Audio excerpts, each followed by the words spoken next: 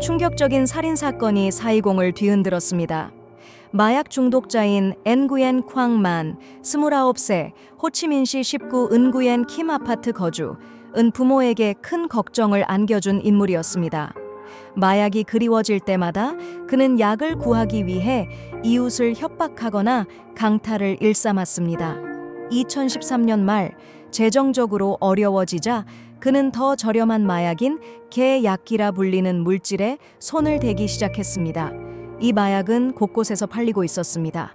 2013년 10월 4일 오후 3시쯤 마약이 급하게 먹고 싶어졌지만 주머니는 텅 비어 있었던 맞는 손에 태국식 칼과 노란색 테이프를 들고 아파트를 떠돌며 범행 대상을 찾았습니다. 20분가량 아파트를 돌아다니던 중 그는 뜻밖의 레티 홍리엔 씨의 222호 아파트에 침입했습니다. 당시 집에는 리엔 씨의 어머니 엔구옌 티마이와 딸 엔구옌 티 엔후 엔곳과 함께 있었습니다. 만카 집에 들어서자 마이 씨가 애는 어디 가냐? 고 묻자 맞는 놀러 갔다 라고 대답했습니다. 그 말이 끝나자마자 맞는 칼을 꺼내 리엔 씨의 배를 찔렀으나 리엔 씨는 피하며 칼이 배를 스쳤습니다.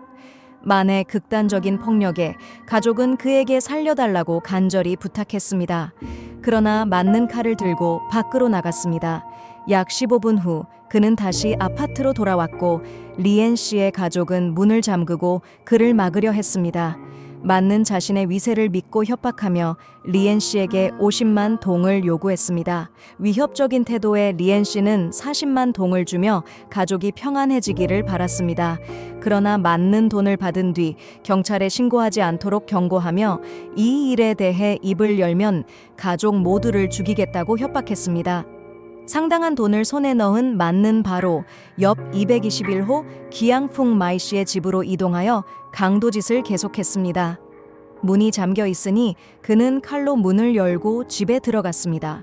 집안을 샅샅이 뒤졌지만 값어치 있는 물건을 찾지 못하자 그는 집을 나갔습니다. 그때 마이 씨의 딸 레 마이 엔 구에가 도둑이 들어온 것을 발견하고 주변 사람들에게 알렸습니다. 이에 맞는 엔구엣 앞에 나타나 차가운 표정으로 칼을 휘둘러 그녀의 가슴을 강하게 찔렀습니다. 칼날은 뼈에 맞아 손잡이가 부러졌습니다. 맞는 멈추지 않고 근처 부엌에서 칼을 꺼내 더 많은 칼날을 엔구엣에게 꽂았습니다. 연속적으로 칼에 찔린 엔구엣는 창문으로 달려가 외치려 했으나 맞는 그를 붙잡으려 했지만 실패하고 자신의 아파트로 도망갔습니다. 엔구엣는 잠시 후 피를 많이 흘리며 도로에 쓰러졌고 결국 그 자리에서 숨을 거두었습니다.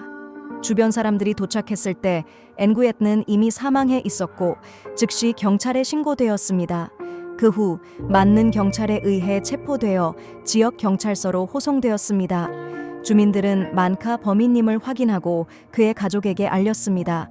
만희 아버지는 아들을 막으려 했으나 맞는 도망쳐 집 안에서 문을 잠갔습니다.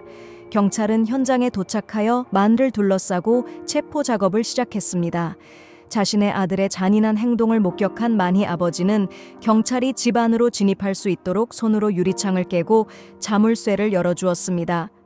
경찰이 집 안으로 들어갔으나 만는 보이지 않았고 이후 경찰은 근처 N씨의 집으로 내려가며 아파트 단지 안을 샅샅이 수색했습니다. 결국 만희 가족이 그의 은신처를 발견했습니다. 맞는 아파트 옥상 위의 공간에 숨겨져 있었습니다. 범인인 맞는 경찰에 의해 체포되어 경찰서로 호송되었습니다. 경찰은 현장을 조사하고 약 3시간 후 N씨의 시신을 아파트 밖으로 옮겼습니다. 이 끔찍한 사건은 수백 명의 주민들에게 충격과 불안을 안겨주었습니다. 조사 초기 맞는 경찰에서 마약 중독자로서 몇 년간 마약을 사용해왔으며 마약을 살 돈이 없어 아파트에서 돈을 빼앗기 위해 칼을 들고 주거지에서 범행을 저질렀다고 자백했습니다. 2014년 8월 말 만카 무고한 여성을 살해한 사건에 대해 이동 재판이 열린다는 소식에 엔구옌 킴 아파트와 인근 지역의 수백 명의 주민들이 모여 재판을 지켜보았습니다.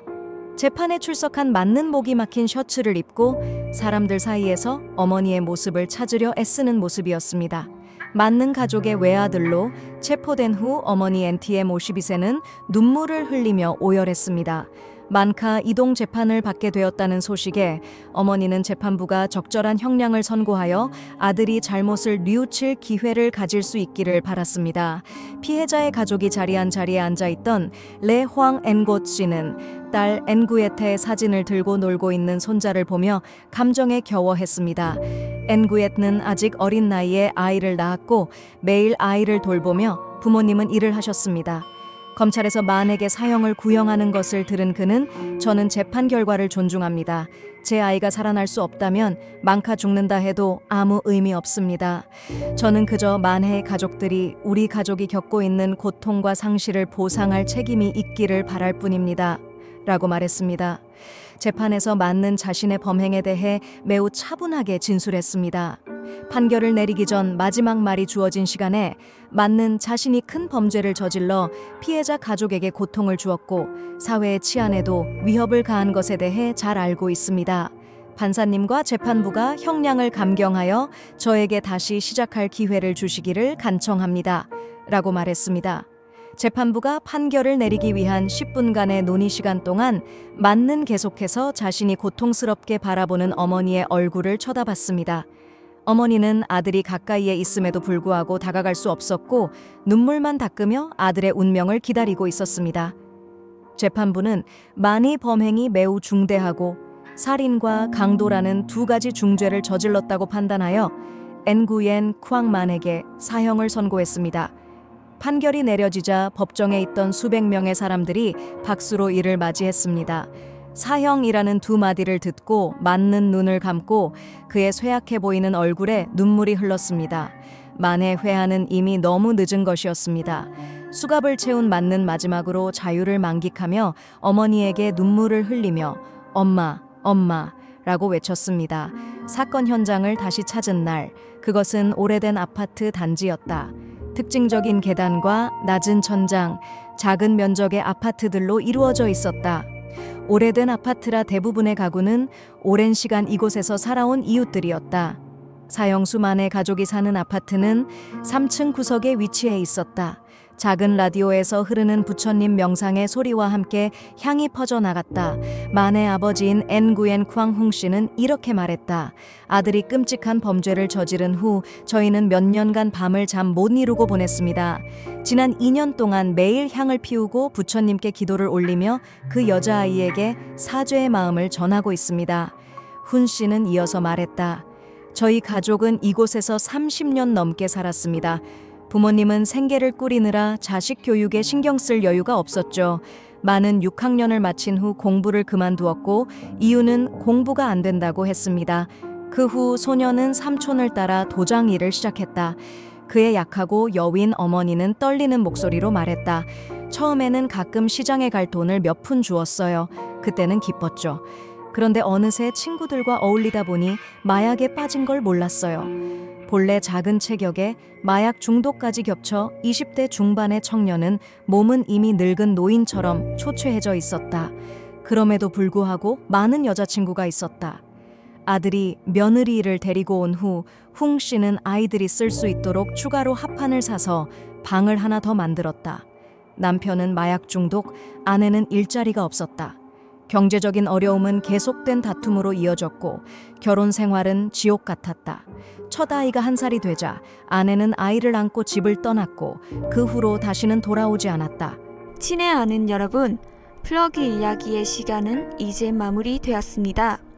프로그램이 마음에 드셨다면 좋아요 누르고 공유하며 채널 구독을 잊지 말아주세요. 다음 프로그램에서 여러분과 다시 만날 수 있기를 기대합니다. 감사합니다.